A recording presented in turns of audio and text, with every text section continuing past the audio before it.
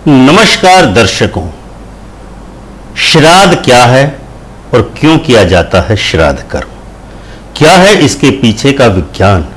श्राद्ध कर्म कुल कितने प्रकार के होते हैं? सांसारिक व्यक्तियों को कौन सा श्राद्ध कर्म करना चाहिए और कौन सा श्राद्ध कर्म नहीं करना चाहिए? कौन सा रहस्य है इस तंत्र के पीछे? यदि आप यह सब नहीं जानते हैं तो देखते रहिए हमारे आज के इस कार्यक्रम को। और हाँ, वीडियो के नीचे दिखने वाले दाईं तरफ सब्सक्राइब के बटन को दबाएं और उसके बाद बनने वाले घंटी को बटन को दबाकर ऑल का ऑप्शन अवश्य ही चुन लें। तो अब हम प्रारंभ करते हैं आज का यह कार्यक्रम। आजकल पितृपक्ष चल रहा है, लेकिन क्या आप जानते हैं कि वास्तव में श्राद्ध क्या है? श्राद्ध की परिभाषा क्या है?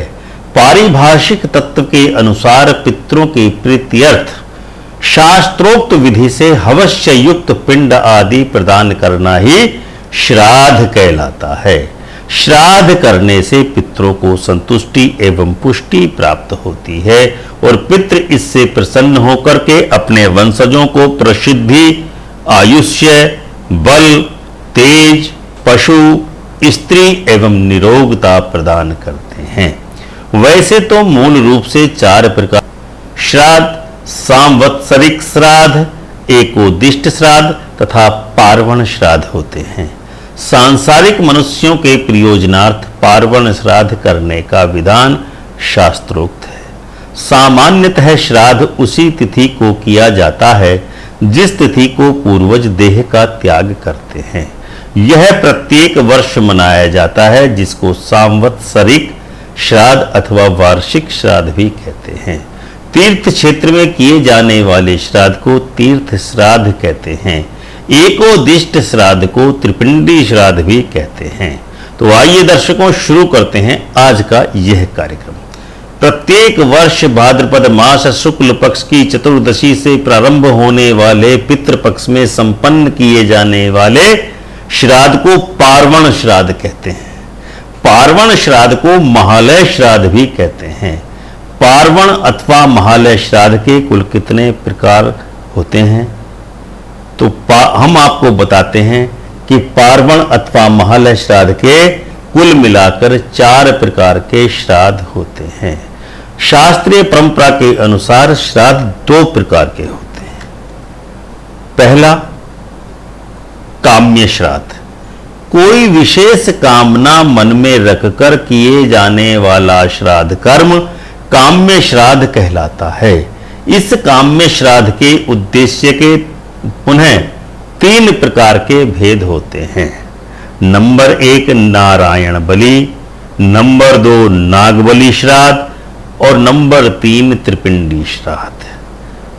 दूसरे प्रकार के जो श्राद्ध होते हैं प्रीत्यर्थ श्राद्ध, यानी कि पितरों के प्रीत्यर्थ किए जाने वाले श्राद्ध को शास्त्रों में पितृयज्ञ अथवा प्रीत्यर्थ श्राद्ध कहा जाता है, क्योंकि पितृ ही अपने कुल का रक्षण करते हैं। इसीलिए प्रत्येक व्यक्ति को प्रीत्यर्थ श्राद्ध करने का विधान कहा गया है, ताकि पितृ पुष्ट एवं संतुष्ट होकर के अपने वंशजों का रक्षण कर सके। त्रिपिंडी श्राद्ध। त्रिपिंडी श्राद्ध काम्य श्राद्ध की श्रेणी में आता है। मृत्यु के बाद यदि लगातार 3 वर्षों तक किसी व्यक्ति का श्राद्ध न किया गया हो तो उस आत्मा को प्रेतत्व प्राप्त हो जाता है। प्रेतत्व से मुक्ति करने हेतु त्रिपिंडी श्राद्ध करने का विधान शास्त्रोक्त है। पितृपक्ष की अमावस्या को ही त्रिपिंडी श्राद्ध किया जाना चाहिए। त्रिपिंडी श्राद्ध कब और कहां करें? त्रिपिंडी श्राद्ध श्रावण, कार्तिक, पोष, माघ, फाल्गुन और वैशाख मास के शुक्ल पक्ष अथवा कृष्ण पक्ष की पंचमी, अष्टमी, एकादशी, त्रयोदशी, चतुर्दशी अथवा अमावस्या तिथि में किया जाता है। पितृपक्ष में पितरों का निवास सामान्यतः पृथ्वी पर ही रहता है। इसीलिए पितृपक्ष में त्रिपिंड श्राद्ध करना ज्यादा उत्तम रहता है।